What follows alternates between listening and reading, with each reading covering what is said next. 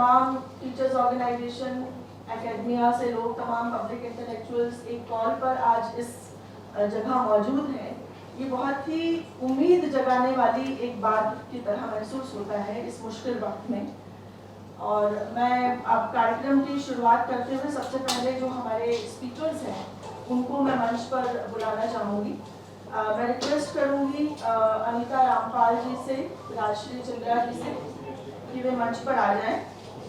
मैं रिक्वेस्ट करूँगी फेडकोटा और JNU-TA के प्रेसिडेंट सुरजीत मजूमदार जी से कि वो मंच पर आ जाएं।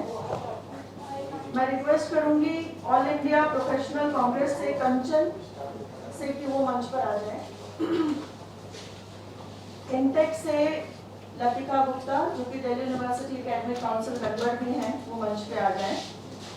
मैं रिक्वेस्ट करूंगी JFME और DPF से कॉमरेड नंदिता नारायण जी से कि वो मंच पर आ जाएं।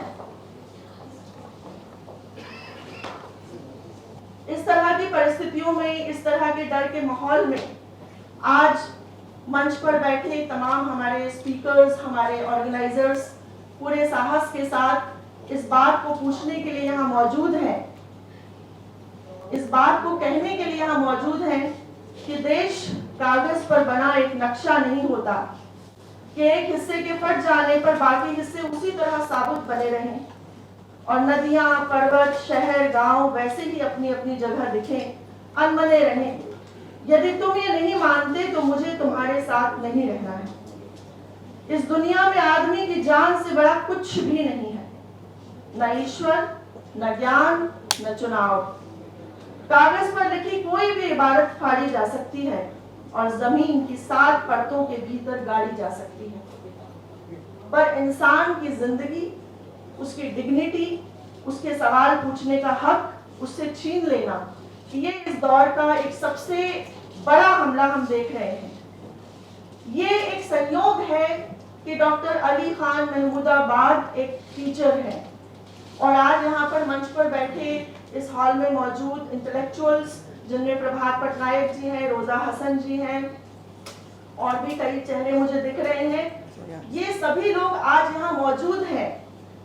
ये हमला एक टीचर पर हुआ जरूर है, पर आप गौर करिए कि ये हमला किसी यूनिवर्सिटी प्रशासन का नहीं है। ये इस देश में जो कम्युनल जिंगोइज्म जो फैल रहा है, जो युद्धोन्माद फैल रहा है, उसका एक गंभीर उदाहरण के रूप में अली खान महमूदाबाद की गिरफ्तारी हुई है। उनके पूरे बयान से हम सभी वाकिफ हैं, उसका हिंदी तर्जुमा भी हमारे बीच मौजूद है। उस बयान को पढ़कर कोई भी व्यक्ति ये बता सकता है कि उसकी स्पिरिट क्या है और किस तरीके से उनके साथ सलूक किया जा रहा है। तो हम इस मंच से ये कहना चाहते हैं कि इस हमले की ये सबसे बड़ी बात है कि ये हमला सिर्फ एक अकादमिक फ्रीडम पर हमला नहीं है, ये हमारे कॉन्स्टिट्यूशनल वैल्यूज पर एक बहुत बड़ा हमला है। और आज हम यहाँ इकट्ठा हैं ये कहने के लिए अपने प्रेस के साथियों से कि ये टीचर्स कम्युनिटी इस तरह के हमलों को अब और अधिक बर्दाश्त नहीं करेगी। हम पूरे तेवर के साथ अपने साथी अली खान महमूदाबाद के साथ सॉलिडारिटी में और उनके ऊपर लगाए गए तमाम फर्जी मामलों पे, जो कि हम देख रहे हैं कि किस तरीके से एक भाजपा समर्थित गांव के सोनीपत गांव के सरपंच ने एक FIR की और उसके आधार पर तुरंत से पेशतर उन्हें गिरफ्तार कर लिया गया।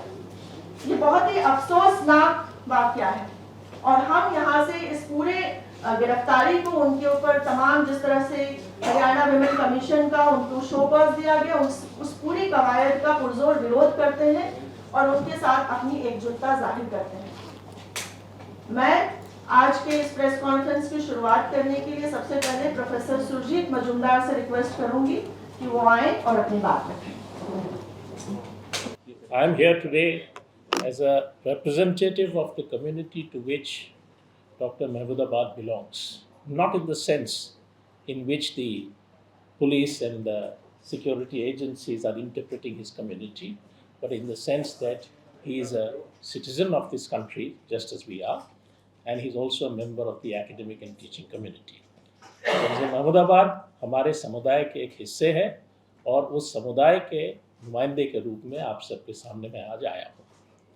सबसे पहले मैं ये कहना चाहूँगा कि पहलगाम घटना में हमारे जो देश के नागरिकों की हत्या हुई, उनके याद के साथ प्रोफेसर महमूदाबाद के खिलाफ जो कार्रवाई हो रही है, उनके याद को अपमानित किया जा रहा है.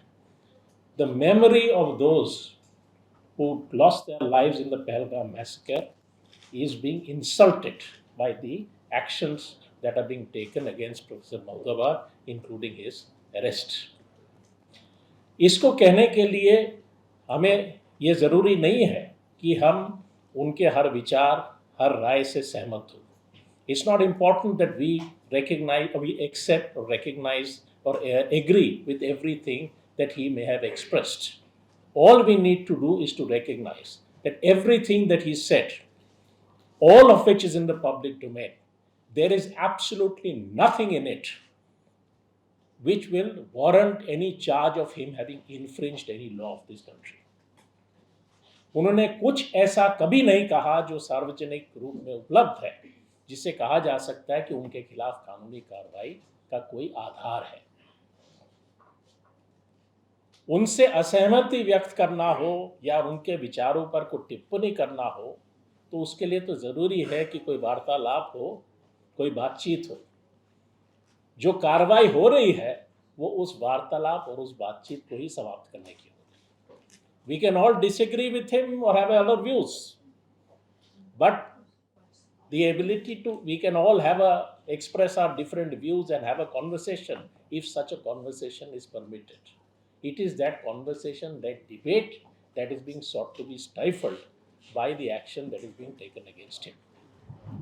And this is something of significance, not only in the sense that if one individual's rights can be infringed in this way, that other individuals' rights can also be infringed tomorrow. But it is also important to recognize that in this infringement of the right of an individual, the rights of all other citizens of this country are also being infringed. उनको अगर बोलने का अधिकार नहीं है, उनको अगर बोलने से रोका जाता है, तो हमारे सुनने के अधिकार को भी हमसे छीना जा रहा है. To hear different points of view, different ideas about the state of the world, the state of society, and what we need to do. अगर हम कहते हैं कि हमारा देश लोकतंत्र है, तो लोकतंत्र का मतलब केवल ये नहीं कि लोगों को अपने विचार व्यक्त करने की आज़ादी है. उन विचारों का व्यक्त करना, उन पे बातचीत होना, उन पे वार्तालाप होना, उसके आधार पर लोगों का इन्फॉर्म्ड होना और उसके आधार पर तय करना कि देश किस दिशा में जाएगा, ये लोकतंत्र का असली मतलब है. और उस वार्तालाप को, उस डिस्कशन को, उस लोगों के सीखने की प्रक्रिया को पर हमला हो रहा है जब उनके खिलाफ इस तरह से कार्रवाई हो रही है. वो एक अध्यापक है, उनकी जिम्मेदारी है कि वो समाज का, उनका जो विषय है उसके आधार पर वो समाज का अध्ययन करते हैं, उस पर रिसर्च करते हैं और उसके आधार पर अगर वो कुछ कहते हैं तो वो एक अपनी सार्वजनिक जिम्मेदारी जो है, एक रिस्पॉन्सिबिलिटी जो हर एक एकेडमिक पर है कि वो पब्लिक डिस्कशन और पब्लिक डिबेट को एनरिच करे अपने स्टडी और ज्ञान के आधार पर. मेरा विषय अर्थशास्त्र है. अगर कल कोई आर्थिक नीति सरकार अपनाती है और आप मीडिया के सब साथी हमसे विचार लेने आते हैं कि ये नीति को लेके आपका क्या कहना है, क्या हम वो कहें, हमारी जिम्मेदारी ये है कि हम वो कहें जो सरकार के लिए सरकार सुनने में पसंद करती है, या हम अपने रिसर्च के आधार पर जो चीज़ जायज़ समझते हैं उसको आपके सामने रखें और आपके माध्यम से वो लोगों के बीच में जाए ताकि एक सार्वजनिक डिस्कशन, बहस, बातचीत हो पाए जिसके आधार पर देश कोई फैसला लेता है कि वो किस दिशा में जाएगा. यानी कि जो उनके लोकतांत्रिक अधिकारों पर हमला हो रहा है, that is not just an attack on his rights, it is an attack on everyone's rights. It is an attack on Indian democracy in a wider sense and not just in the sense of the infringement of the fundamental right of free expression. The fundamental right of free expression is not an empty right. सिर्फ बोलने का ही अधिकार की बात हो तो हम तो सब अपने बाथरूम में घर में बोल सकते हैं जहां कोई सुनने को नहीं है। जब तक हम ऐसे नहीं बोल पाए कि और लोग सुन पाए और उससे सीख पाए, तब तक वो अधिकार जो है मैं एक कागजी अधिकार रह जाता है, उसका कोई मायने नहीं रहता। लेकिन मेरे ख्याल से एक और इसका महत्वपूर्ण पहलू है, there is one very other important dimension I think which needs to be emphasized out in the introductory remarks that Uma made. एक व्यक्ति के साथ कानून व्यवस्था का दुरुपयोग करके आप उनके खिलाफ कार्रवाई करते हैं, उनके खिलाफ केस करते हैं, उनको जेल में बंद करते हैं, उनको कल मान लीजिए बेल मिल भी जाता है, कल मान लीजिए वो बाइज्जत बरी भी हो जाते हैं, तब भी उनके ऊपर जो गुजरी है वो तो तब भी जो उनके और उनके परिवार पे जो असर हुआ है वो तो रहेगा, उसको आप वापस नहीं कर सकते। और दूसरी तरफ जिन्होंने कानून व्यवस्था का दुरुपयोग किया है, those who have misused the law and the law enforcement process to commit this crime, if they are not held accountable, then the implication of that is कि कानून व्यवस्था वही है जो उसको चलाने वाले आज जिन उनके हाथ में वो जो चीज़ समझे वो उसका दुरुपयोग करना चाहे तो कर सकते हैं, वो स्वतंत्र हैं, क्योंकि कभी उनकी जवाबदेही नहीं होगी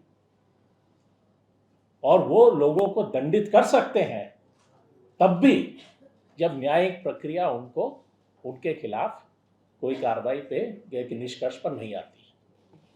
और इसका असर ये होता है कि कोशिश क्या होती है, कोशिश और प्रयास ये होती है कि एक आदमी के साथ आप ऐसा करें तो 50 आदमी और जो है वो देख ले कि अगर आपने कुछ बोला, आपने कोई व्यार व्यक्त की तो आपके साथ क्या परिणाम हो सकता है। और इसीलिए मैं इस मंच से हमारे देश की न्यायिक प्रक्रिया, हमारे देश के जुडिशरी से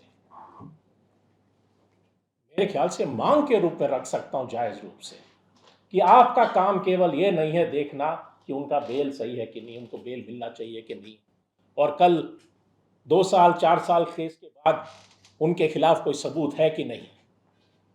जब इस हद तक ये प्रणाली जा सकती है कि कुछ भी किसी ने नहीं कहा हो, सब सामने है, उसके बाद भी अगर यह कार्रवाई हो सकती है तो जुडिशरी भी इस प्रोसेस में शामिल होगी कि वो कानून व्यवस्था और संविधान के उल्लंघन की प्रक्रिया को प्रोत्साहित करेगी। इसलिए जुडिशरी से हमारी अपेक्षा ये भी है कि वो केवल जो केस उनके सामने आता है उसमें जायज़ या नाजायज़ है, केवल उस पर समय बिता कर फैसला ना करे, वो ये करे कि जो जिन्होंने गलत रूप से कानून का इस्तेमाल किया है, they should also be held accountable.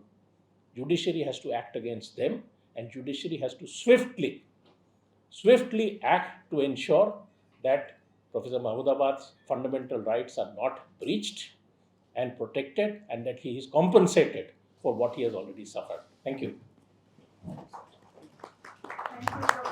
सभी को नमस्कार।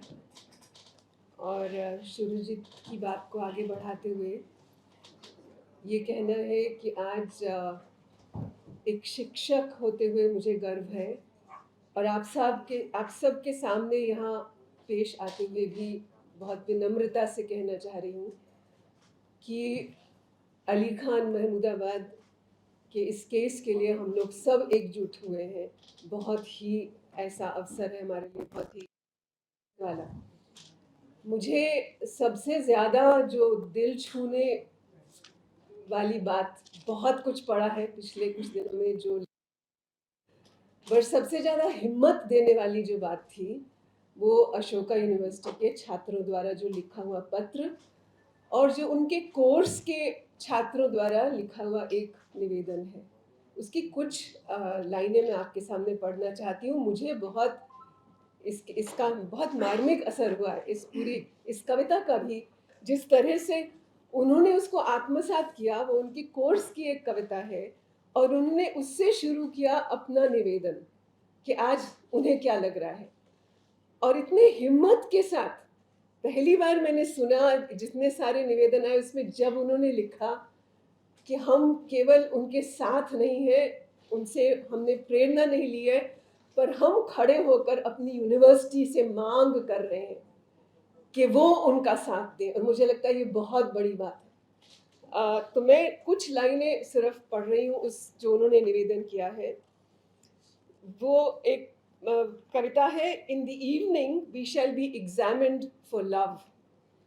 और वो ये बता रहे हैं कि केवल इस कोर्स में नहीं, पर पूरी तरह से उनके लिए शिक्षा का जो माहौल था और जो सवाल पूछना, जो विवाद, जो आपस में विमर्श, वो लव के दौरान था। किस तरह का एक उनकी सेंसिबिलिटीज अगर छुई गई, उनकी संवेदनाएं, तो ये कविता बता रही है। थॉमस सेंटोलेटलो ये कहती है, इसके कुछ अंश में पढ़ रही हूँ। And we won't be tested like defendants on trial, cross-examined till one of us breaks down, guilty as charged, no, after the day has refused to testify. और ये छात्रों की आवाज है, we shall be examined on love, like students who don't even recall signing up for the course. And when the evening is over and it's late and the student body asleep, even the great teachers have retired for the night, we shall stay up and run back over the questions, each in our own way. What was true, what is false, what it would mean years from now to look back and know that we did not fail. इससे वो अपना निवेदन शुरू कर रहे हैं और ये कह रहे हैं कि ये कविता उनको उनके टीचर अली ने ही दी थी।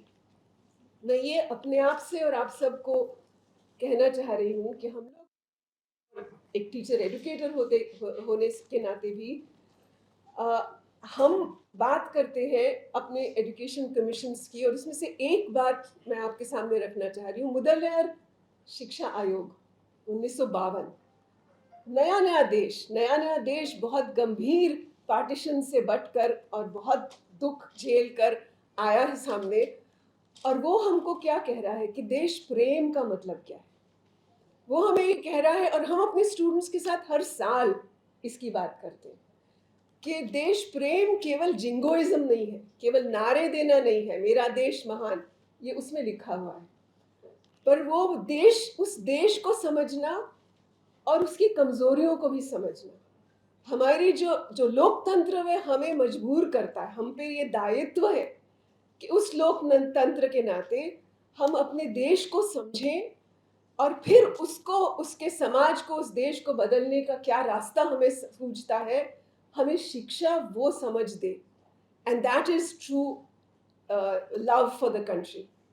तो अगर हम पेट्रियोटिज्म की बात सुन रहे हैं और ये सुन रहे हैं कि कहा गया कि क्या लिखा क्या नहीं लिखा, स्टूडेंट्स क्या कह रहे हैं कि हम कैसे अपनी शिक्षा को कुछ साल बाद भी अगर देखेंगे तो हम उस लव को कैसे समझेंगे कि वो क्या माहौल मिला था हमें, इन सब बातों का सवाल जवाब, कुछ कटु बातें, कुछ अपने गर्व की बातें, इन सब बातों को हम कैसे आत्मसात करते हैं। और यही शिक्षा का एक बहुत मूल मंत्र है हमारे सामने। तो ये जब हमें कहा जाता है कि अली ने इस तरह से सवाल पूछे, बहुत हम में से कई लोगों के मन में वो सवाल आए। एक तरह से गर्व भी हुआ, अच्छा भी लगा कि हाँ ये महिलाएं सामने हैं, आर्मी में सिर्फ बहुत पुरुष ही दिखते हैं महिलाएं, पर ये भी लगा क्या इन महिलाओं का क्या इस्तेमाल हो रहा है। ये सब सवाल बहुत वाजिब है दिमाग में आने, और अगर हमारे स्टूडेंट्स और टीचर्स इनको सोचते हैं तो हमें लगता है कि शिक्षा वास्तव में कारगर हुई है कि हम इक्वालिटी को कैसे समझेंगे। तो जस्टिस ये कह रहे थे कि अगर आज हम देखते हैं कि ये नेशनल कमीशन ऑफ विमेन या ये स्टेट कमीशन ऑफ विमेन क्या कर रहे हैं, ये किस लिए बने थे, एक स्टैट्यूटरी बॉडी है, किस लिए इसका लक्ष्य क्या था, क्या करना चाहते थे, और आज उन्होंने हमारे सामने डेटा दिखाया कि आज किस तरह की कंप्लेंट्स को वो उठाते हैं, वो क्या कंप्लेंट्स उनके सामने आती हैं, वो किस समझ से आती हैं, किस और एजेंडा से आती हैं, और वो किस कंप्लेंट में तो त्वरित बिल्कुल एकदम पहुंचते हैं। रात को एफआईआर हुआ, सुबह 7 बजे आके अरेस्ट कर लिया, उठा लिया हमारे टीचर को, हमारे साथी को, और फिर वो कौन से कंप्लेंट्स है जो देखती नहीं है। तो ये पूरा एनालिसिस उन्होंने किया और कहा हमें और इसका एनालिसिस करना है। तो मुझे भी यही सवाल सामने रखना है कि सुप्रीम कोर्ट हमारी मांग है हम सब की, कि सुप्रीम कोर्ट केवल इस चीज के का जायजा न ले, पर ये भी देखे कि वो कौन सी बॉडी है, उसका क्या काम है, और उसके काम के अंतर्गत ये आता भी है कि नहीं। इस तरह का मुद्दा, लोग लॉयर्स ने कहा है कि ऐसे मुद्दे नहीं आते, तो वो कैसे इतना त्वरित एक एफआईआर करके एक्शन भी ले रहे कुछ ही घंटों में, और उसका फिर क्या उसका क्या उपाय है, उसके अगेंस्ट उसके लिए क्या एक्शन लिया जाएगा, वो क्या समझ है उन लोगों की जो ऐसी बॉडीज में बैठते हैं, कि वो लोगों के फेसबुक पोस्ट को ही देखते रहते हैं क्या। और एजुकेटेड मुस्लिम टीचर्स, वेल एजुकेटेड टीचर्स जो बहुत कम्युनिकेटिव है, समीना दलवाई के साथ यही हुआ था जिंदल यूनिवर्सिटी का। मुझे याद है हमने एक मीटिंग की थी और मैं चेयर कर रही थी उनका सेशन, जब वो बता रही थी कि उनके साथ क्या मजाक हुआ, किस तरह का भद्दा मजाक हुआ। तो ये फॉल्स केसेस जानबूझ के क्या मुसलमान हमारे साथियों के लिए है, और इस तरह national commission of women false charges दे रहा है। तो मैं इसी बात को रखते हुए फिर दोबारा अपनी बात रख रही हूँ कि हम सब मिल के इसका सामना करें और सवाल पूछें कि ये आज कल और आगे ना हो, और ये बहुत हो गया, और इसको अब अच्छी तरह से कोर्ट में इसका कोई उपाय लिया जाए। धन्यवाद। Good evening to all. I'm Insha Hussain, the President-elect of Ashoka University Student Government, and I'm here to express my grave concerns regarding the recent arbitrary arrest of Professor Ali Khan Mahmoodabad and the larger paradigm of systematic crackdown on critical and rational thought, especially within universities, public and private alike. I was Professor Khan's student in my first semester at university, and I took his course because I knew it was rare to come across Muslim academics in higher education spaces because we are already isolated and shunned from them systematically. I put him as my first preference in my list because I thought being in his class might make me feel less out of place in Ashoka. His class ended up being the first class that I ever attended at Ashoka, and he showed us a film called Rashomon, which is about how everyone's truth is their own and there can never be a universal truth that is absolute.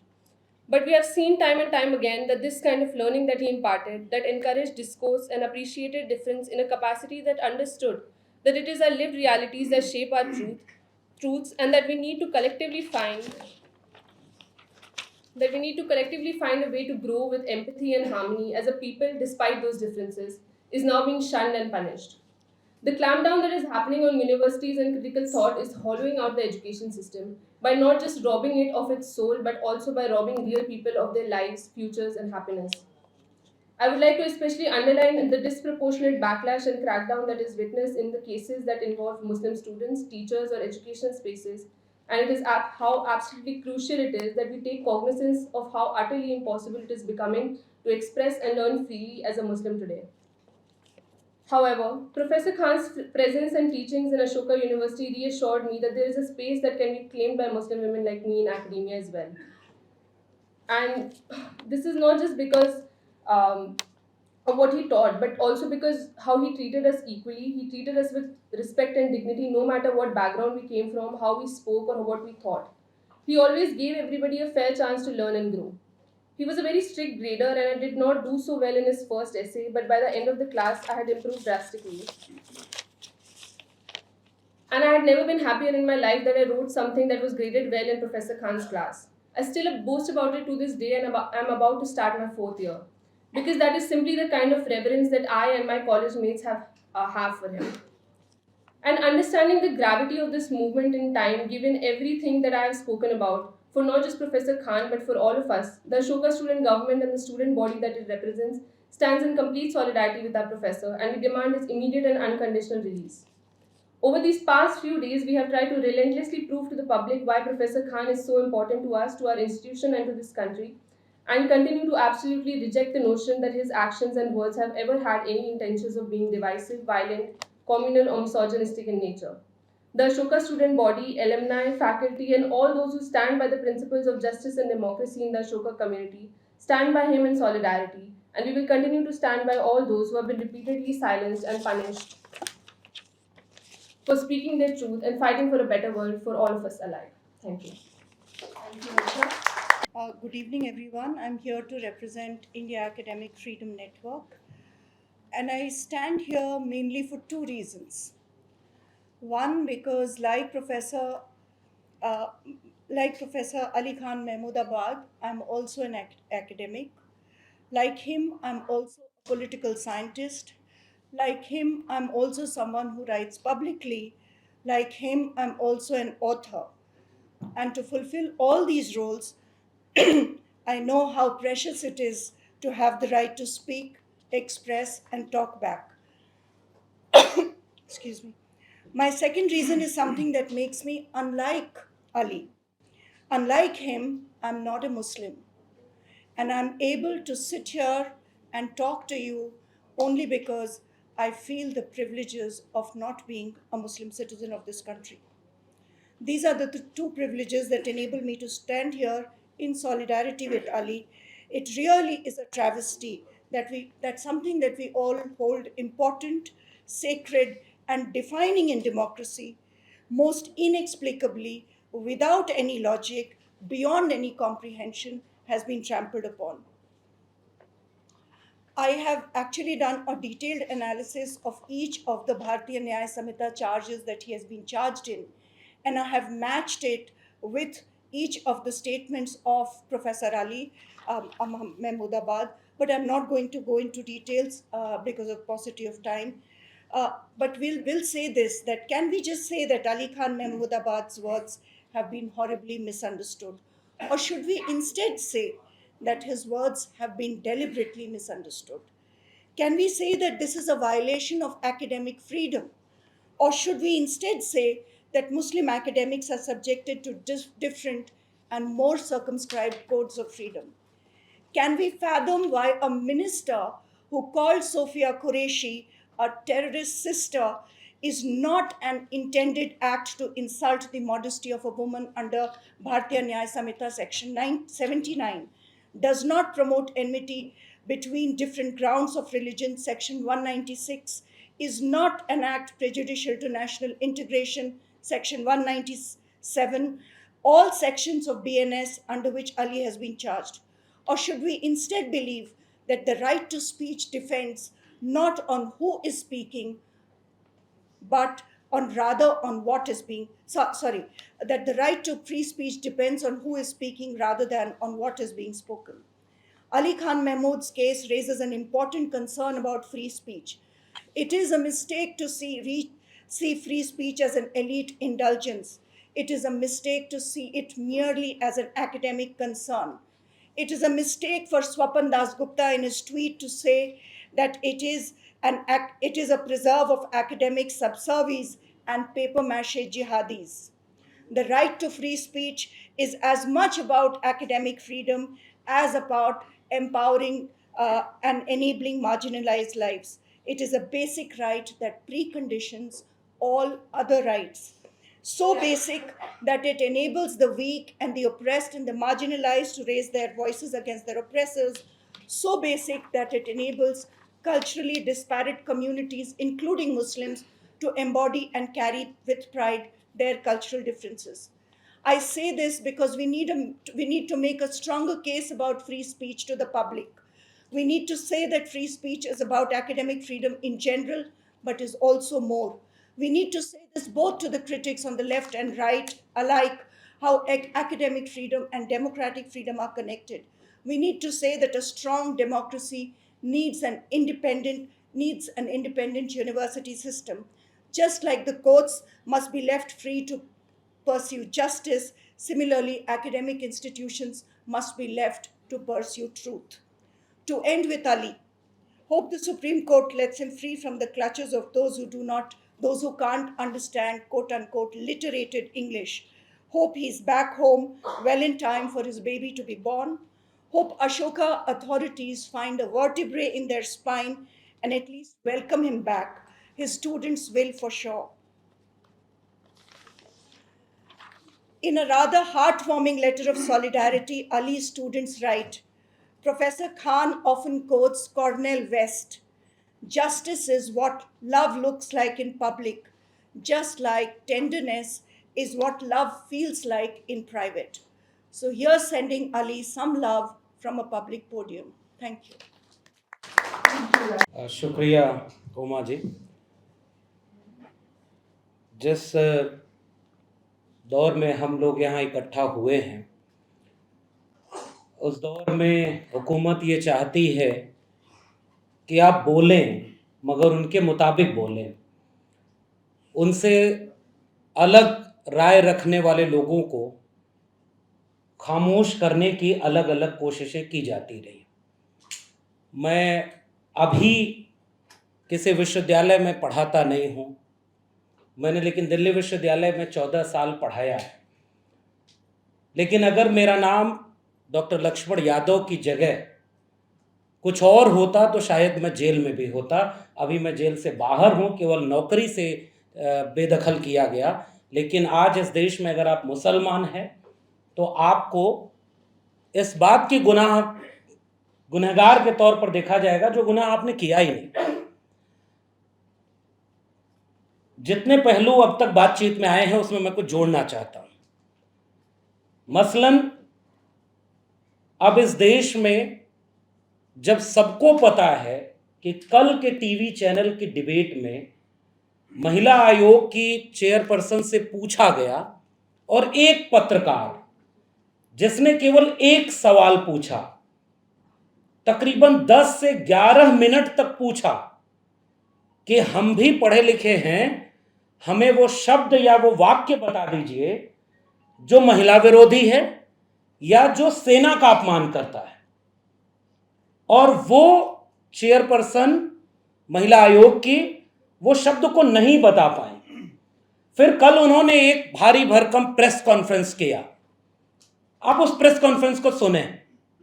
मैं चूंकि बहुत personally भी जानता हूं professor Ali को, हम लोग वो लखनऊ के रहने वाले हैं और जिन्हें नहीं पता हो उन्हें पता होना चाहिए। और ये बात महिला आयोग की चेयरपर्सन को पता है कि वो एक ज़माने में राजघराने से आते थे, इसलिए वो उन्हें तंज करती हुई कई बार राजा भी बोलती हैं कि वो राजा हैं, उनके पास मौका है वो सुप्रीम कोर्ट चले जाएं। उनके ऊपर ये खोजबीन की है महिला आयोग की चेयरमैन ने कि उनके परदादा या दादा मुस्लिम लीग के फंड करने वाले थे। इस बात का प्रोफेसर अली की 8 मई की पोस्ट से क्या रिश्ता है किसी को नहीं पता। प्रोफेसर अली के पिता ने जब लोग बंटवारा हो रहा था और इस मुल्क को कबूल किया कि हम यहीं रहेंगे, एक ऐसे मुल्क में रहेंगे जिसमें एक आईन है, एक दस्तूर है, वो हिफाजत करेगा, वो मजहब की बुनियाद पर नहीं बना है। और उसके बाद जो लोग उन्हें नहीं जानते उन्हें जानना चाहिए कि प्रोफेसर अली के परिवार ने महमूदाबाद वो रियासत है जो लखनऊ से चंद कदम पर है, और लखनऊ की तहजीब, लखनऊ के अपनी साहित्यिक सांस्कृतिक विरासत से लेकर लखनऊ विश्वविद्यालय में जो बुनियाद में मदद करने वाले कुछ लोग हैं उसमें से वो परिवार आता है। वो विदेश में पढ़ाई करके आते हैं और केवल हिंदी, अंग्रेजी और उर्दू की ही नहीं, पर्शियन से लेकर के कई और भाषाओं की जानकारी है। और वो एक सोशलिस्ट बैकग्राउंड के व्यक्ति हैं, एक समाजवादी ख्याल के व्यक्ति हैं, और वो वहां पर जो पोस्ट लिखते हैं, आश्चर्य है और शर्मनाक है।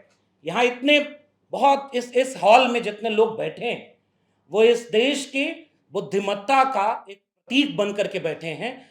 ये हम सब के लिए शर्मिंदा होने का वक्त है कि जो वाक्य उस पोस्ट में लिखा ही नहीं गया उसको इंटरप्रेट करके उनको जेल में भेज दिया गया है। फिर बुद्धिमत्ता बची कहाँ है? वो केवल बुद्धिमत्ता मुझे लगता है उसी प्रोफेसर में बची है जो लक्ष्मीबाई कॉलेज के प्रिंसिपल हो, और जैसे यहां भी एसी काम नहीं कर रहा है तो गोबर यहां भी लीप दिया जाए तो ये गोबर एसी का विकल्प बन जाएगा। केवल वही बुद्धिमान बचे हैं, और बुद्धिमान एकेडमिया में शायद वही लोग बचे हैं जो कैंपसेस में हवन करा रहे, सिलेबस से मुगल काल निकाला जा रहा है और चार धाम यात्रा से लेकर ज्योतिर्लिंग से लेकर महाकुंभ अब सिलेबस में पढ़ाया जाएगा। गर्मी की छुट्टियों में उत्तर प्रदेश की सरकार ने फरमान जारी किया है कि वो रामायण से लेकर के वेद का पाठ करा करके भारतीय संस्कृति की पहचान कराएगी। अफसोस कि अगर एकेडमिया के लोग अपने एकेडमिक फ्रीडम तो बात की बात है, अगर आप ये नहीं बचा पाए कि एक लिखी हुई पोस्ट का जिसमें वो बात लिखी भी नहीं है उसको आधार बना करके उनको जेल में डाल दिया गया। दूसरी बात, उस चेयरमैन ने, महिला आयोग की चेयरमैन ने क्या कहा, उस प्रेस कॉन्फ्रेंस में भी उन्होंने एक सबूत नहीं दिया कि कर्नल सोफिया कुरैशी का अपमान कहां हुआ है। प्रोफेसर अली ने, जो कि पढ़ दी गई है वो पोस्ट, इसलिए मैं वक्त नहीं खराब करना चाहता, उसका निचोड़ ये है, जो व्यक्ति अपनी पोस्ट में शुरू में ये लिख रहा है कि भारतीय सेना और भारतीय आइडिया ऑफ इंडिया, उसका मतलब क्या है, उसके बाद वो युद्ध की विभीषिका के बारे में लिख रहा है कि युद्ध अगर होगा तो युद्ध का जश्न केवल वे लोग मनाते हैं जिनका युद्ध से कोई रिश्ता नहीं है। ये दूरदर्शिता, ये गहन बौद्धिकता जिसकी बात उनकी पोस्ट में है, वो युद्ध की विभीषिका से आगाह कर रहे हैं।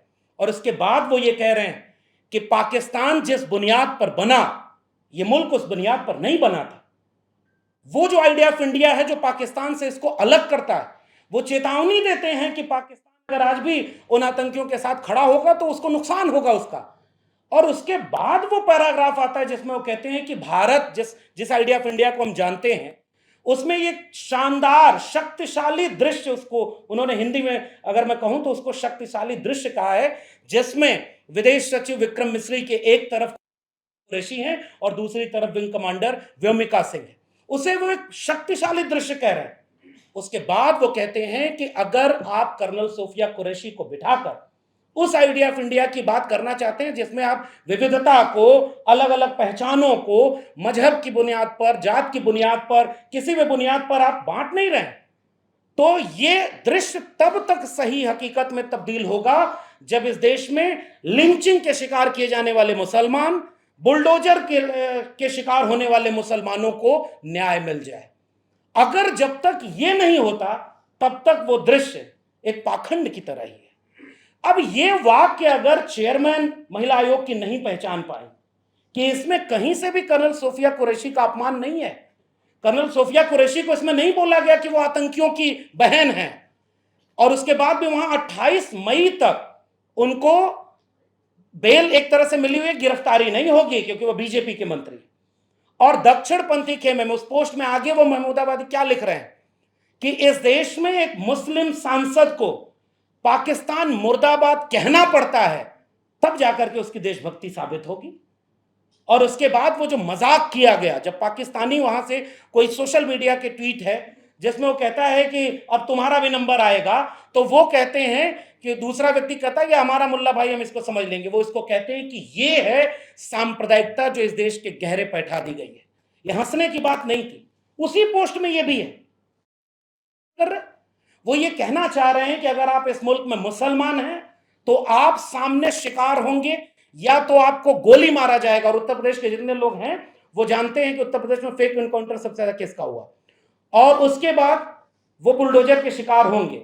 अब आखिरी बात, कोई ये कह सकता है कि 8 मई वो दिन नहीं था जिस दिन ये बात कही जाए, तो फिर जरा इस मुल्क के हाशिए के समाज के लोगों को, जो चाहे वो दलित समाज से आते हों, और कल्पना करिए वो चेयरमैन बाबा साहब अम्बेडकर को कल कोट कर रही थी अपनी प्रेस कॉन्फ्रेंस में कि फ्रीडम ऑफ स्पीच दी गई है लेकिन उसकी भी एक सीमा है। उन्हें पता ही नहीं डॉक्टर अम्बेडकर किस विचार के मानने वाले हैं, उनके बारे में क्या बात रखी जाती है। इसलिए मैं कह रहा हूं उन्होंने सबूत नहीं दिया। और उसके बाद मैं एक चीज इशारे में कह के जा रहा हूं, जो उन्होंने कल मीडिया को कहा है कि वो केवल पाकिस्तान मुस्लिम लीग और उनके परदादा तक नहीं गई हैं। उन्होंने यहां तक कहा है कि उस कैंपस में कुछ दिन पहले कोई प्रोटेस्ट हुई और उस प्रोटेस्ट में इनका हाथ है, इसलिए वो कैंपस में जाकर के उनको और कई चार्जेस में फंसाने की कोशिश कर रही। इसलिए ये बहुत संवेदनशील मसला है, और इस मसले को केवल इसलिए नहीं कि किसी प्रोफेसर को जेल जाने से बचाना है, हमें तो अभी बात करने का मौका ही नहीं मिल पाया कि एकेडमिया पर बाहर से कितने खतरे हो रहे हैं। पूरा सिलेबस बदल दिया गया है, फीस महंगी हो गई, जाने क्या क्या हो रहा है, उस पर फिर कभी बात होगी, अभी बहुत वक्त है। उस पर बात हो ही ना, इसके लिए एक प्रोफेसर को जेल में डाल दिया गया। अब सारे लोग जिनके अंदर रीढ़ है, जो जिंदा है, वो अपने प्रोफेसर को बचाने की कोशिश कर रहे हैं, क्योंकि अगर हम बचा भी नहीं पाएंगे जेल जाने से, उनको क्यों इस बात के लिए टारगेट किया गया? मैं फिर से कह रहा हूं, उनका नाम प्रोफेसर अली, और वो बहुत तंज करते हुए चेयरपर्सन कहती है कि हम उन्हें प्रोफेसर नहीं कहेंगे। और इस प्रेस कॉन्फ्रेंस से हम कहना चाहते हैं कि उनके विद्यार्थी और उनका अपना कैंपस भी एक हद तक कहा, और आज पूरा आम समाज कहता है कि वो हकीकत में कई बिना रीढ़ वाले प्रोफेसर की तुलना में ज्यादा अहम हमारे लिए प्रोफेसर थे, प्रोफेसर हैं और प्रोफेसर रहेंगे।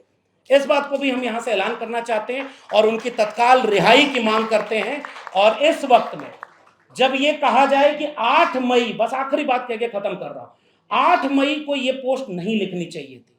फिर एक बात बता दी जाए कि इस देश में कब दलित बोलेगा कि उसके ऊपर एट्रोसिटी हो रही है, कब वो बोलेगा कि चीफ जस्टिस ऑफ इंडिया को दलित हुए इसलिए कि प्रोटोकॉल नहीं मिला, कब जो है इस देश की महिलाएं बोलेंगी कि 2 महिलाओं को आपने आगे किया और उसके बाद महिलाओं की स्थिति क्या है, कब बोलेंगे मुसलमान, कब बोलेंगे बाकी लोग, उसके कोई समय नहीं होता। हाशिए पर खड़े दमन के शिकार लोगों के लिए कोई वक्त उनके मुफीद का नहीं होता। और बीजेपी जिसने 9 मई को ट्वीट करके राजनीति शुरू की और उसके बाद पाकिस्तान को पहले ही बता दिया कि हमला करने वाले हैं, इस पर भी डिबेट न हो। उत्तर प्रदेश से मुकदमों की फहरिस्त शुरू हुई थी, अभी कोई जेल में नहीं गया, लेकिन पहला व्यक्ति इस पूरे मामले में जेल गया है जिसका नाम प्रोफेसर अली महमूदाबादी है। ये अपने आप में संकेत है कि बाकी लोग बोलिए नहीं, और अगर आप मुसलमान हैं तो बिल्कुल मत बोलिए। हम इस पूरी ताकत के साथ खड़े हैं कि इस मुल्क का हर बाशिंदा, चाहे वो किसी भी जात और धर्म का हो, चाहे वो अलग भी राय रखे, लेकिन उसको बोलने का हक बाबा साहब के संविधान ने दिया है, और उस संविधान के हिफाजत के तौर पर हम अपने प्रोफेसर के साथ खड़े हैं और आगे भी हम खड़े रहेंगे। बहुत बहुत शुक्रिया। Conferences over last a few months on one after another matters, given the fact that on various pretexts and issues, one or other attacks have been happening on students and faculty members, and comrade next to us has been joining us one after another occasions to express solidarity. And this is another very grave issue. I am here on behalf of many other faculty members to stand by Professor Khan, to oppose the preposterous arrest that he has been subjected to, and the most important thing, to stand by his ideas that he expressed through his 2 posts. Because now we are living through the time when the ruling establishment wants us to be scared of not expressing many of those ideas which we share, however, try to be hesitant and reserve our thoughts from expressing in the public. But he symbolizes that strength and confidence to express those necessary opinions. And I'm proud to stand by those opinions. See, the fundamental thing that we must recognize, that we are being told by the ruling establishment that BJP is the nation and nation is the BJP. Our Prime Minister is the nation and the nation is our Prime Minister. What strongly and unequivocally came out of his statement is that we stand by the nation, we stand by the anti-terrorist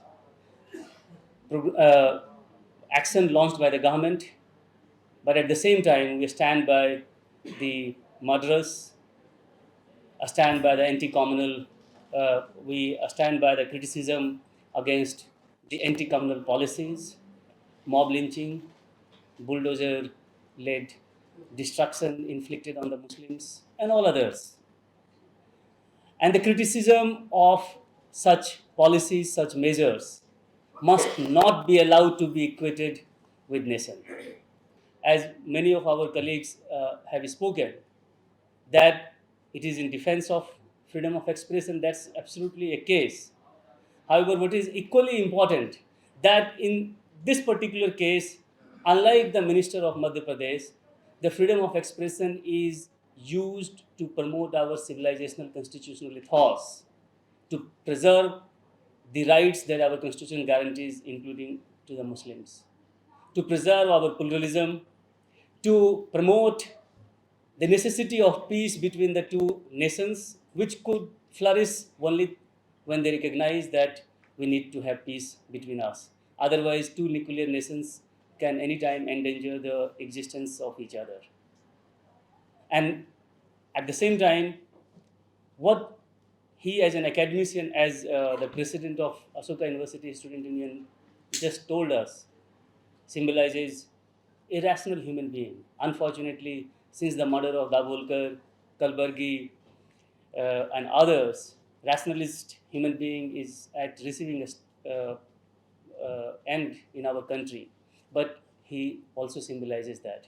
And when we are now seeking the support through the media, the wider community in our country, and also the intervention of the government, we are standing here for the protection of this rationalist ethos, the protection of freedom of expression, the protection of this civic nationalism, the protection of this idea that these two countries need peace for conjugal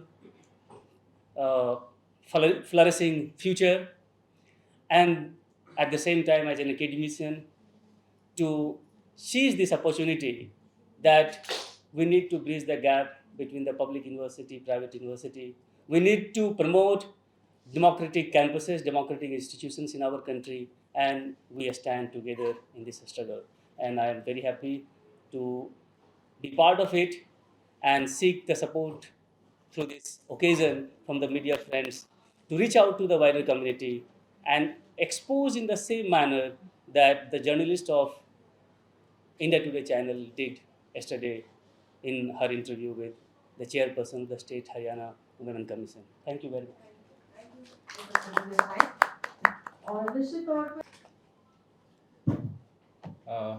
लगातार देश भर में जो academics पे जो हमला हो रहा है और हम ये देख रहे हैं कि जो इंसिडेंट पहलगाम में शुरू हुआ उसी को लेकर के देश भर के सिटीजन्स, एकेडमिक्स, इंटेलेक्चुअल्स ने जो सवाल खड़ा करना कि सबसे पहले उत्तर प्रदेश में लखनऊ यूनिवर्सिटी के प्रोफेसर माद्री काकोटी पे, फिर नेहा सिंह राठौर पे, उस पे हमले तेज हुए, एफआईआर रजिस्टर्ड करने की कोशिश की गई और वही सवाल जो अशोका यूनिवर्सिटी के प्रोफेसर अली ने जो रखा और आज हम देख रहे हैं कि आयशा उत्तर प्रदेश के स्टेट प्रेसिडेंट मनीष पे भी एफआईआर वहाँ पे रजिस्टर्ड कर दिया गया।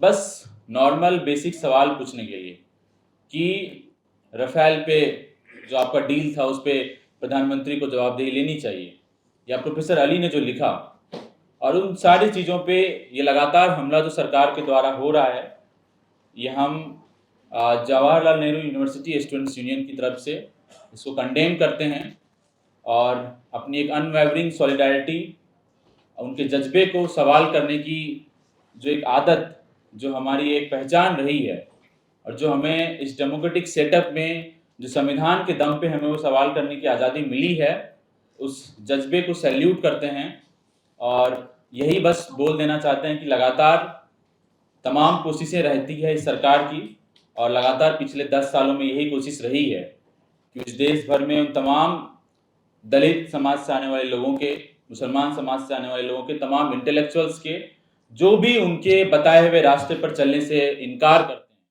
जो भी उनके बताए हुए दिखाए हुए रास्ते पर चलने से मना करते हैं, उनको ये दबाने की कोशिश करते हैं, उनको जेल में डालने की कोशिश करते हैं। जेएनयू कैंपस लगातार उनके इस अटैक का एक बहुत बड़ा जगह रहा है।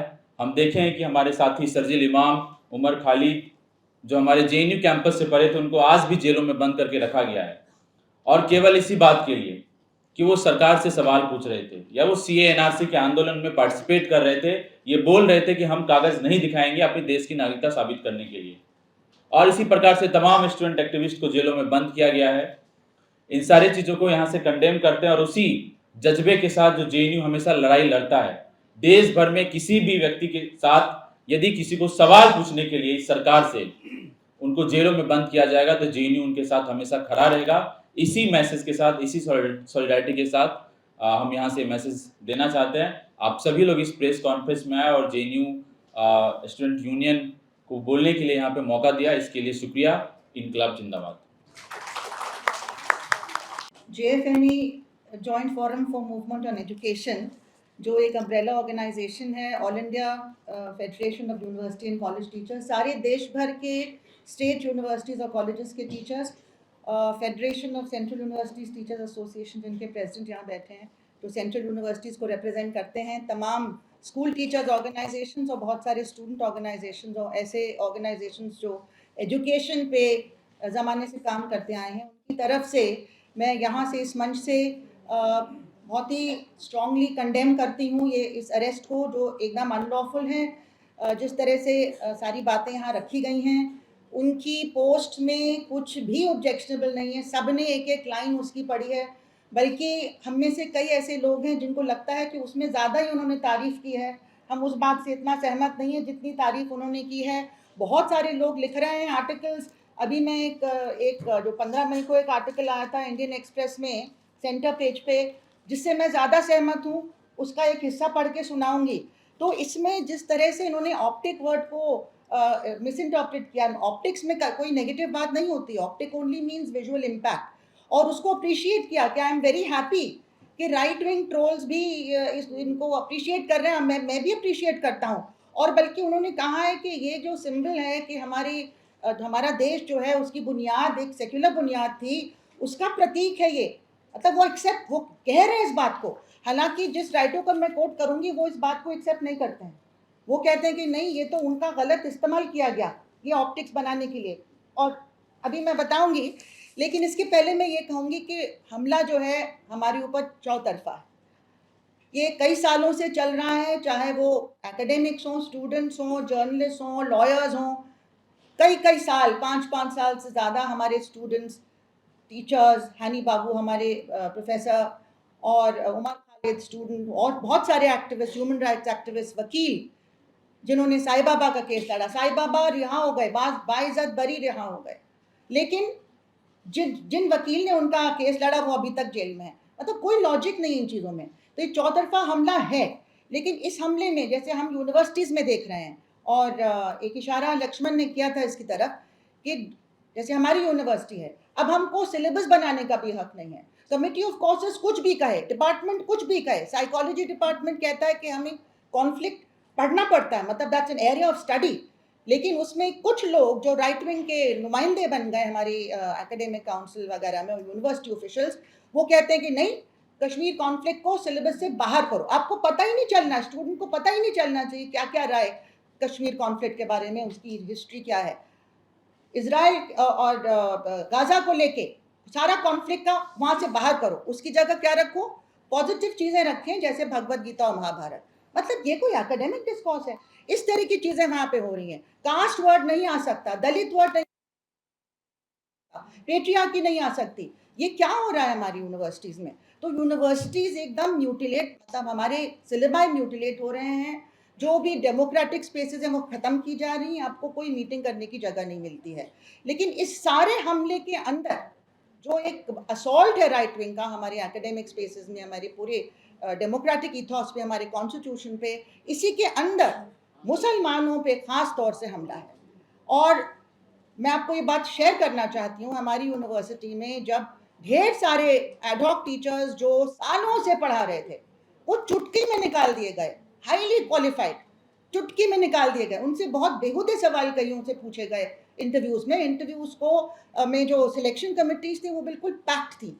वो कहाँ से लोग बुलाए जा रहे थे किसी को नहीं मालूम। हमारी यूनिवर्सिटी के प्रोफेसर्स को ज़्यादातर नहीं बुलाया गया, तो उसमें भी बहुत सारे लोग डिस्प्लेस हुए। लेकिन मुसलमान जो हमारे एडहॉक टीचर्स थे, उनको तो कह के हटाया गया कि इसको तो बिल्कुल नहीं लेना, है मुस्लिम है। चुन के अगर 8 लोगों में से 7 कुछ कॉलेजेस में ले भी लिए गए, तो एक जो मुस्लिम था उसको नहीं लिया गया। तो ये चीज़ हम लोगों ने अपनी यूनिवर्सिटी में देखी है, और पूरे समाज में हम देख रहे हैं कौन कौन से लोग अभी भी बेल डिनाइड किनको की जाती है, बार बार उनका बेल हियरिंग अजर्न क्यों होता है, क्यों उमर खालिद उस कैटेगरी में, क्यों हो रहा है ऐसा। तो इस तरह से जो मुस्लिम इंटेलेक्चुअल्स हैं, जर्नलिस्ट हैं, उनके ऊपर ख़ास तरीके से ये चल रहा है। और बहुत ही आयरॉनिक बात ये है कि जिस चीज़ को बहुत माइल्डली प्रोफेसर अली खान ने कहा कि ये अप्रिशिएट करते हैं कि ये जो सिंबल है हमारी यूनिटी इन डाइवर्सिटी का, कि जो आपने प्रेस कॉन्फ्रेंस की, ये ग्राउंड रियलिटी में भी ट्रांसलेट होनी चाहिए, क्योंकि जो डेमोलिशंस हो रहे हैं आर्बिट्ररी सुप्रीम कोर्ट के जजमेंट के बावजूद, जिस तरह से तरह तरह की मॉब लिंचिंग, ये सबको मालूम है, इसमें कोई छिपी हुई बात नहीं है, ये सब चल रहा है। इससे फिर ये इस जो ऑप्टिक्स है उसका कोई मायने नहीं रहता है। वो तो बहुत माइल्डली उस बात को कहा, लेकिन उससे कहीं ज़्यादा इस अरेस्ट ने इस बात को इस्टेब्लिश कर दिया कि जो वो माइल्डली कह रहे थे वो हमारे लिए एक भयानक सच है, एक भयानक सच है। और जो बात देश विदेश में कई लोग नहीं जानते थे, अब पूरी दुनिया को ये पता चल जाएगा, क्योंकि ये बन गया बहुत हाई प्रोफाइल केस। आपने एक एलीट यूनिवर्सिटी में एक सोशल कैपिटल वाले मुस्लिम को इस तरह से अटैक किया है, तो ये बात तो फैलेगी। आपने अपने ही कुल्हाड़ी पे पैर मारा। मैं उनसे कह रही हूँ जो बताना चाहते थे कि नहीं ये तो क्रिटिसिज्म गलत है, हम तो बहुत ही डेमोक्रेटिक हैं, मुसलमानों के संग कोई भेदभाव नहीं करते हैं। अगर आप ये कहना चाह रहे थे और हमको रोक रहे थे ये कहने से, तो आपने अपने ही पैरों में कुल्हाड़ी मारी, आपने प्रूफ कर दिया कि जो अली खान ने कहा भी नहीं, उससे कहीं ज्यादा भयानक सच हमारे सामने है कि हिंदुस्तान एकदम नाज़ी जर्मनी में परिवर्तित हो रहा है। और हम सब अगर आज के दिन खड़े नहीं हुए इसके खिलाफ, तो कोई नहीं बचेगा, ये देश कहीं का नहीं बचेगा। मैं 2 लाइन पढ़ना चाहती हूँ 15 मई के एक आर्टिकल से, उसके साथ मैं अपनी बात खत्म करूंगी। And I think it is a brilliant article, the nation in the mirror, middle है ये, Professor Suhas Palshikar. I'm sure he won't mind my taking his name. He has said very clearly here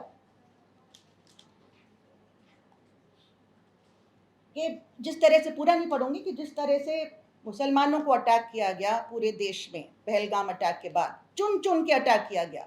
और हम जानते हैं किसने ये organise किया attacks, Kashmiri students के खिलाफ, जनरल मुस्लिम्स के खिलाफ। और उसके बारे में एक रिपोर्ट भी आई है अभी हाल में। Significantly, in the past few weeks, the political leadership did not utter a single word disapproving of this development. वो मिनिस्टर और मध्य प्रदेश की तो बात ही छोड़ दीजिए, तो बाकी जो अटैक्स चल रहे थे उसके बारे में कोई डिसअप्रूवल नहीं। That political act of omission cannot be absorbed by the empty symbolism. Note, he is calling it clearly what it is: empty symbolism of presenting a Muslim officer as spokesperson during the press briefing. The decision to have Colonel Sofia Qureshi for those briefings was bad diplomacy. And it betrayed a guilty conscience, but did not help delegitimize the anti-Muslim constituency. अब इससे ज़्यादा strongly क्या कह सकते हैं? And I stand by what Professor Suhas Palshikar has said, and I think that Professor Ali Khan is being extremely polite, and so his post can be read as something which is poster boy patriotism actually. ये बिल्कुल ही सही politically correct उन्होंने कहा। बस एक चीज कही है कि बीजेपी का हेट मॉन्गरिंग का एजेंडा है। क्या ये कहना गुनाह है? ये गुनाह है क्या? इसमें क्या झूठ कहाँ, इसको छिपाया कहाँ जाता है? आप जेनोसाइड का कॉल दे रहे हैं यति नरसिम्हानंद, और ये जो धर्म संसद वगैरह से ओपनली चल रहा है, किसी के खिलाफ कोई एक्शन नहीं लिया जा रहा है। तो ये तो ओपन सीक्रेट है, सीक्रेट नहीं है, ये सबको मालूम है। ये तो आपको सबसे बड़ा एक वोट कैचिंग डिवाइस है, तो इसमें छिपी कोई बात नहीं, तो उस बात का कहना कोई गुनाह नहीं होता। और बाकी सब जो चार्जेस हैं वो those are laughable. I mean, I also watched Preeti Chaudhary's exemplary interview. I'm really happy that there is some spine left, and anchors are bold enough to ask these questions, even though the Godi media is completely sold out. And this lady, I mean, she really doesn't deserve to be in the chair, the chairperson of that Haryana Women's Commission. She couldn't answer any question. वो गोल she could not say कि क्या कहा है उन्होंने जो objectionable है। तो इसी बात के साथ मैं अपनी बात खत्म करती हूँ, and I'm very glad to see that there is solidarity from across the board. It has to be visible and loud every single day, because we are running out of time. We have to stand up against these atrocities, and we hope that justice will be done. We have to look to the Supreme Court to protect us, even though we have not been very happy about the kind of treatment or relief not given to our outstanding students and teachers and lawyers by not giving them bail for years and years together. That is a black mark on the way in which the judiciary has not played its role. But we are still hoping, and we do get some good judgments, so we are hoping that we will get relief from the Supreme Court. Thank you very much. Thank you, Vandana. Namaskar. In solidarity with Professor Ali Khan, Mahmoodabad, सबसे पहले मैं भारत के संविधान की प्रस्तावना के कुछ शब्द याद दिलाना चाहूँगी, जो शुरू होते हैं कि भारत को एक संपूर्ण प्रभुत्व संपन्न समाजवादी पंथ निरपेक्ष लोकतंत्रात्मक गणराज्य के रूप में उसकी प्रस्तावना की गई और इस संविधान को हमने आत्मार्पित किया है, खुद को दिया है। हम भारत के लोगों ने संविधान को खुद को दिया है। तो स्ट्रगल किसकी है, लड़ाई किसकी है? लोग सबसे महत्वपूर्ण है, व्यक्ति और नागरिक सबसे महत्वपूर्ण है। हम कहना चाहते हैं इस मंच से कि पावर और ट्रुथ के बीच जो विवाद इस घटना से हमें नज़र आया है, वो आज इस देश के कैरेक्टर को डिफाइन करता है। हम ये भी कहना चाहते हैं कि क्या डी फैक्टो कुछ एक प्रकार की मंशाओं से ग्रसित लोग भारत की उस मेजॉरिटी को गवर्न करना चाहते हैं जो मेजॉरिटी माइनॉरिटीज़ से बनती है, दलितों से बनती है, पिछड़ों से बनती है, अति पिछड़ों से बनती है, महिलाओं से बनती है, बच्चों से बनती है। और ये जो घटना हुई है, हम ये पुरजोर कहना चाहते हैं कि ये घटना उस पैटर्न का हिस्सा है जिस पैटर्न को आज हम सभी समझ चुके हैं। वो पैटर्न हमारे लिए नया नहीं है। तो अब हम इस बात की गुहार नहीं लगा सकते कि इस प्रकार की घटनाएं हो रही हैं और अब समय आ गया है खड़े होया जाए। पैटर्न हमें समझ आ चुका है। हम ये जानते हैं कि किस प्रकार एक मुस्लिम नागरिक को इस देश में दोहरम दर्जे का नागरिक माना जा रहा है। और देश का जो विभाजन है वो इमोशनल विभाजन है, और उस इमोशनल विभाजन के अगेंस्ट आज हम यहाँ से इस मंच से एक विनती करते हैं अपने नागरिकों से कि वो विभाजन अपने मन में ना होने दें। उन जो लकीरों को जो ज़मीनों पे खींचा जा रहा है वो अपने मन में, अपने मस्तिष्क में ना खींचने दें। एक अफसुर्दगी का माहौल है, डिप्रेशन है, मेलनकली है। और प्रोफेसर अली खान की जो अरेस्ट है, अनलॉफुल अरेस्ट है, उससे वो मेलनकली को और ज़्यादा हमारे सामने, हमारे मन में घुसा देना चाहते हैं। लेकिन हम इसके अगेंस्ट हैं। एकेडमिक फ्रीडम इंडेक्स में भारत का संख्या 156 है, 176 कंट्रीज़ के बीच में से। हम यहाँ से एक सवाल पूछना चाहते हैं कि लड़ाई पावर के नेगोशिएशन की है सिटीज़न और स्टेट के बीच में। आज आपने वो लड़ाई बना दी है। मुसलमान नागरिक स्टेट के साथ पावर नेगोशिएशन नहीं कर पा रहा है। और वो कौन सा नागरिक है? वो वह इंटेलेक्चुअल है जो यूनिवर्सिटी में पढ़ाता है, और यूनिवर्सिटी के टीचर की, यूनिवर्सिटी के फैकल्टी की कोई जात नहीं होती है, कोई धर्म नहीं होता है। वो उन बच्चों को पढ़ाते हैं, उस भावी पीढ़ी को पढ़ाते हैं जिनमें भारत के संविधान द्वारा दी गई इन सारी वैल्यूज़ को हम डेवलप कर सकें। लेकिन ये बहुत अनफॉर्चुनेट है कि देश की सरकार पिछले एक डेकेड से भारतीय यूनिवर्सिटीज़ को, विश्वविद्यालयों को एक ऐसा मैदान बना देना चाहती है जहां पर सांप्रदायिकता फले फूले और रैशनल विचारों को एक साइड और मार्जिन्स में भेज दिया जाए। राइट, जस्टिस और पीस की गुहार डोमेस्टिक कॉन्फ्लिक्ट्स में नज़र आ रही है। एक्सटर्नल कॉन्फ्लिक्ट्स तो बहाना हैं। हमारे एक्सटर्नल कॉन्फ्लिक्ट्स के ज़रिए आप डोमेस्टिक कॉन्फ्लिक्ट को ज़िंदा रखना चाहते हैं, और उस कॉन्फ्लिक्ट को जिसका निर्माण आप स्वयं करते हैं। और वो कौन करता है? भारतीय राष्ट्र, या भारत जो एक राष्ट्र है, वो भारत की सरकार नहीं है। और ये बात आज हम इस मंच से कहना चाहते हैं कि ये लड़ाई देश की उस मेजॉरिटी की, भारत की सरकार के साथ है जो उस मेजॉरिटी को दबाना चाहती है। हम यहाँ से कह देना चाहते हैं कि देश हमारा है, अली खान जैसे हर टीचर का है, हर नागरिक का है। हम यहाँ से गुहार करना चाहते हैं हमारे सुप्रीम कोर्ट से कि वो हमें रिलीफ दें, रिहा करें, और क्वैश की जाएं इस प्रकार की FIRs जो हमारे नागरिकों को आज उन्हीं के अधिकारों से, और वो अधिकार जो उस संविधान ने दिए जिन्होंने उसे खुद आत्मार्पित किया है 1947 में, 1949 में। ये बहुत एक खेद की बात है। हम इस मंच से जो एक सॉलिडारिटी को यहाँ पर रिप्रेजेंट करने आए हैं, उसमें एक बहुत इम्पॉर्टेंट बात मैं ये कहना चाहती हूँ कि संस्थाओं का जो पतन भारत सरकार ने किया है, जिसमें विमेंस कमीशन का रोल इस बार हमने देखा, वो बहुत अनफॉर्चुनेट है। और इस तरह के पतन से जो बाहर निकल के आता है, जो हमारे सामने एक्सपोज होता है, वो ये है कि हम अपने ही नागरिकों के खिलाफ लड़ाने के लिए इस्तेमाल कर रहे हैं, उनको ऐसा एजेंट बना रहे हैं जिन एजेंट्स के अंदर किसी भी प्रकार की चेतना नहीं है। और इस चेतना को जगाने का काम विश्वविद्यालय करते हैं, जिसको सिस्टमैटिकली करिकुलर फ्रीडम को ख़त्म करके, क्लासरूम की फ्रीडम को ख़त्म करके, टीचर्स क्लासरूम में क्या पढ़ाएंगे उस कंटेंट पर जोर डालकर ये एक प्रकार के मानसिकता से उस चेतना को ख़त्म कर देना चाहते हैं, ताकि हमारे विश्वविद्यालयों में हमारे स्टूडेंट्स, हमारे टीचर्स वो हक की, उस पीस की, उस जस्टिस की बात ना कर सकें जो भारत स्टेट से हमें करनी चाहिए। एक बात और हम कहना चाहते हैं कि क्या चाहती है भारत की सरकार? चुप्पी की संस्कृति? नहीं, हमें चुप्पी की संस्कृति मंजूर नहीं है, क्योंकि हमारी विरासत नहीं है। विरासत वाद विवाद की है। प्रश्न तो अर्जुन ने भी कृष्ण से पूछे थे।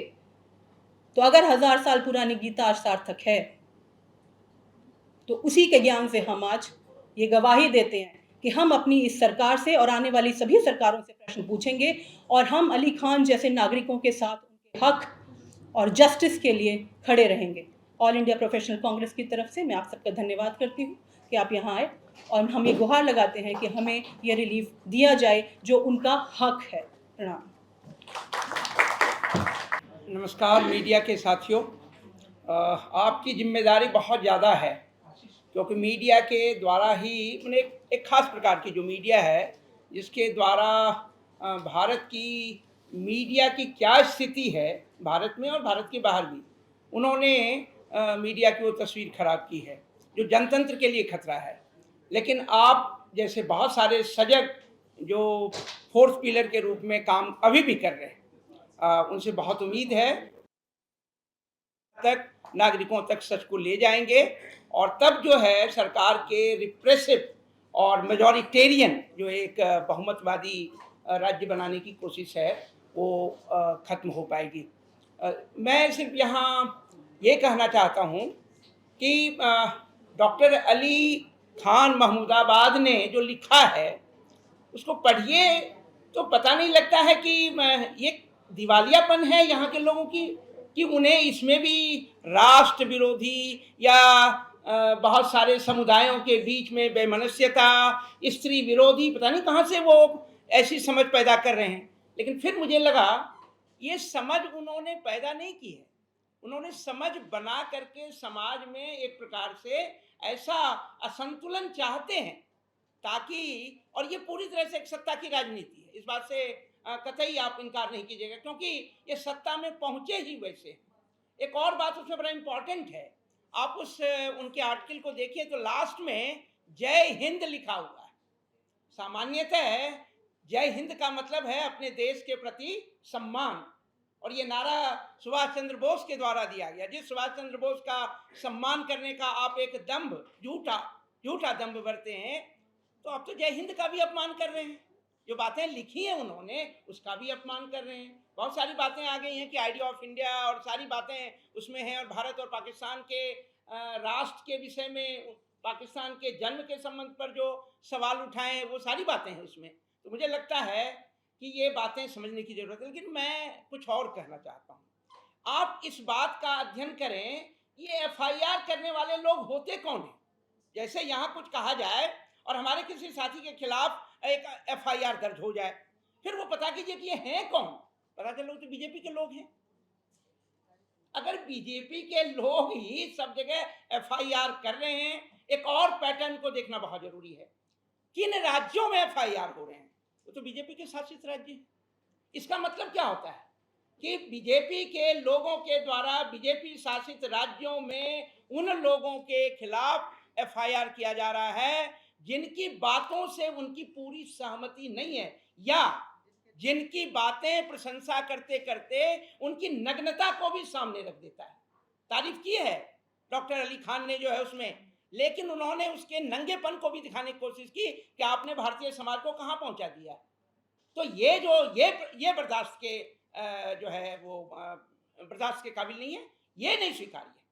तारीफ कीजिए और एक बात जान लीजिए, जनतंत्र में जब भक्ति, ये डॉक्टर भीमराव अंबेडकर ने भी 25 नवंबर 1949 को कहा था कि अगर अपने नायकों के चरणों पे आप अपनी स्वतंत्रता का त्याग करेंगे, वो जनतंत्र टिक नहीं पाएगा। और अभी आपने एक नेता को, उप मुख्यमंत्री को सुना भी, वो कहने जनता, सेना, सैनिक सभी प्रधानमंत्री के चरणों पर नतमस्तक हैं। ये तो सेना का भी खुला अपमान है। कोई स्त्री का अपमान कर रहा है, कोई सेना का अपमान कर रहा है, कोई कह रहा है कि ये आयोजन है। अभी छत्तीसगढ़ के मुख्यमंत्री ने कहा है कि ऑपरेशन सिंदूर एक आयोजन है। अब कल्पना कीजिए, सेना लड़ती है, आम जन का जीवन जो है सीमावर्ती राज्यों में क्या हुआ, कितने लोग मारे गए। एक तरफ उनका विदेश मंत्री कहता है कि हमने तो पहले से उनको सूचित कर दिया था। इसका मतलब मैच फिक्सिंग थी क्या? ये सारे सवाल कौन पूछेगा?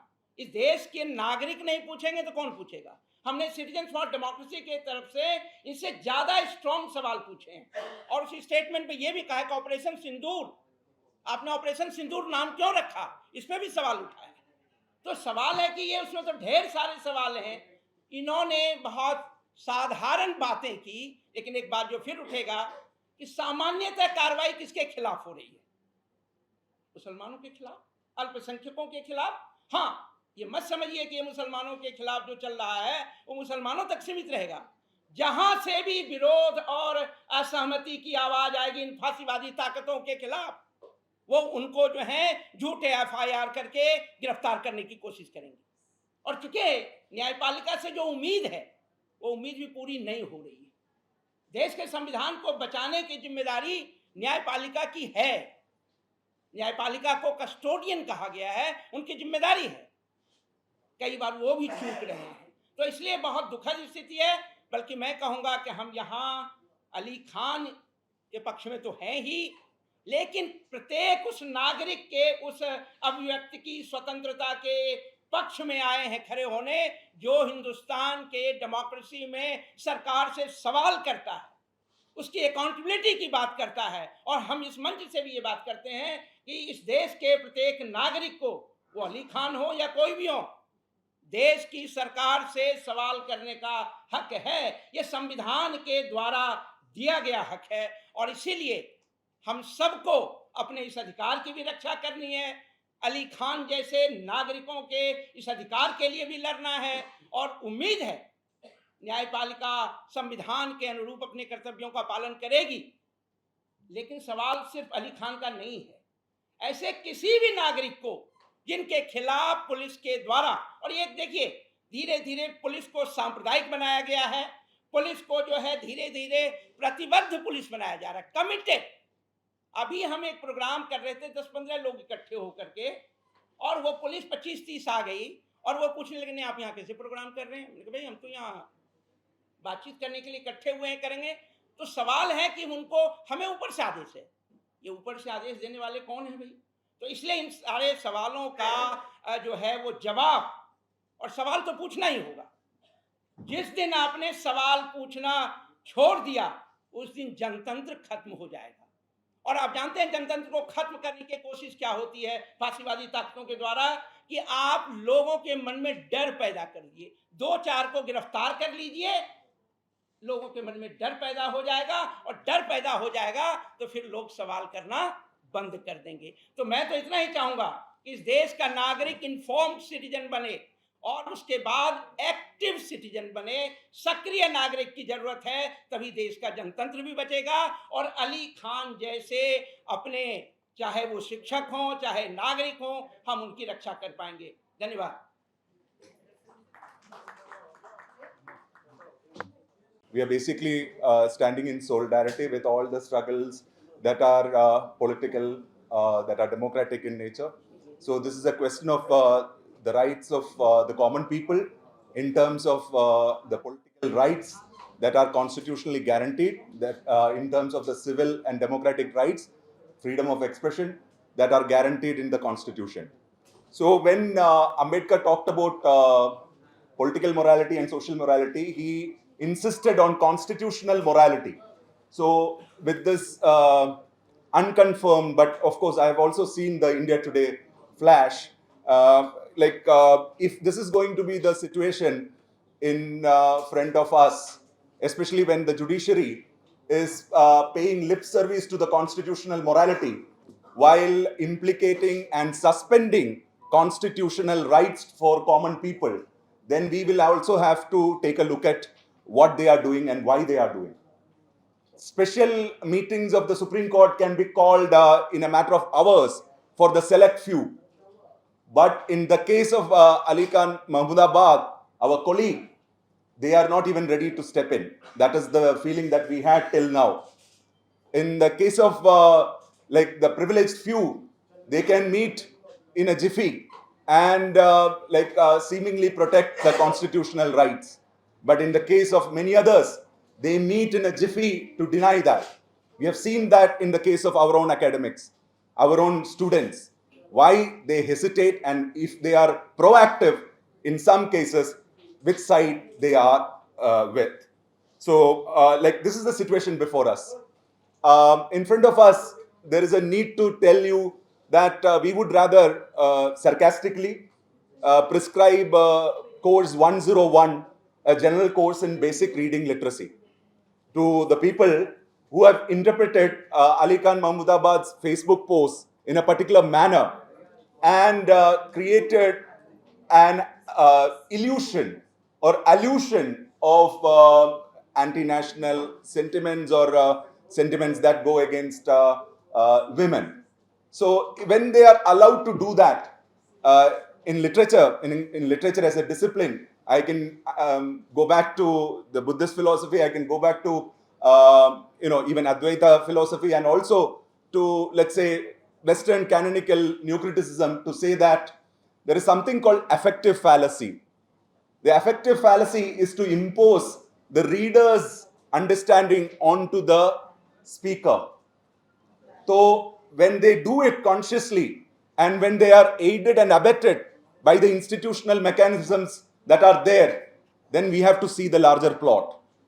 We have confidence that whether it is another thinker, Baudrillard, who talks about simulacra, when the real and the fake are no longer distinguished easily because of a certain kind of circulation that is very common in our lives these days, when the IT cell of the ruling dispensation comes up with all kinds of fake stories that claim and substitute the reality, even temporarily, and in many time, over many occasions, it is not temporary. It lasts for a long time.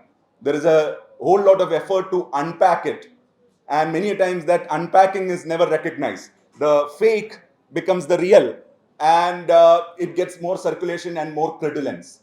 So we are dealing with that kind of a situation, but we do have to stand in solidarity and also look at our own ways of fighting it. The best way to fight is what the student representatives, and I believe the faculty association at Ashoka, not the management, not the administration, but the faculty association and the students union have voiced here and outside. They stand in solidarity with their colleague and they speak in one language against the kind of undemocratic and dictatorial imposition of the ruling dispensation.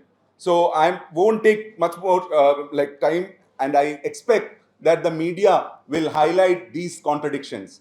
If the judiciary has been delaying their intervention, what is the reason behind it?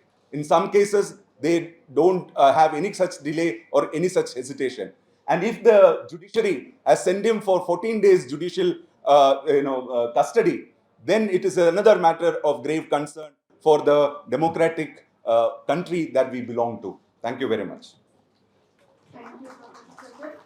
मैं बुलाना चाहूंगी professor आप सबका यहाँ आने के लिए और हमें शिक्षकों को सुनने के लिए धन्यवाद। पिछले 2 दिनों से मेरे कई विद्यार्थी मुझसे ये पूछ रहे हैं कि प्रोफेसर महमूदाबाद ने ये लिखा ही क्यों, उन्हें डर नहीं लगता, और उन्हें जो कहना था अपने विद्यार्थियों से अपनी कक्षा में कह लेते। और मैं ये तब से सोचती रही हूँ पिछले 2 दिनों से कि पिछले 5 सालों से राष्ट्रीय शिक्षा नीति 2020 हम पे ठोक के थोपी जा रही है कि जो आज तक भारत में नहीं हुआ वो अब होगा, और वो क्या है? आलोचनात्मक चिंतन, क्रिटिकल थिंकिंग। तो आप सोचिए कि अगर मेरे विद्यार्थी मुझसे ये पूछ रहे हैं कि शिक्षक डर क्यों नहीं रहा है, तो पिछले 5 सालों के इस माहौल में जिसमें भारतीय ज्ञान परंपरा से हमें आलोचनात्मक शिक्षण को फुलाना है, उसका क्या हाल हो रहा है। और वो कौन सी भारतीय ज्ञान परंपरा, उसमें भी हमने वाद विवाद करना, सवाल उठाना ही सीखा है। हमारे विश्वविद्यालय में भी दरअसल नचिकेता संवाद पढ़ाया जाता है, कठोपनिषद, और उसमें मृत्यु के देवता से एक अभी अभी पैदा हुए बच्चे ने सवाल उठाए, तो उन्होंने उसको उसके परिणाम स्वरूप क्या दिया, दरअसल जन्म का वरदान दिया। तो सवाल उठाना, विश्लेषण करना, किसी भी मुद्दे को, किसी घटना को कई पहलुओं से सोचना, उस पे उन मतों को भी देखना जो आम लोग नहीं देख पा रहे हैं, यही तो शिक्षक का काम है और यही आलोचनात्मक शिक्षण है।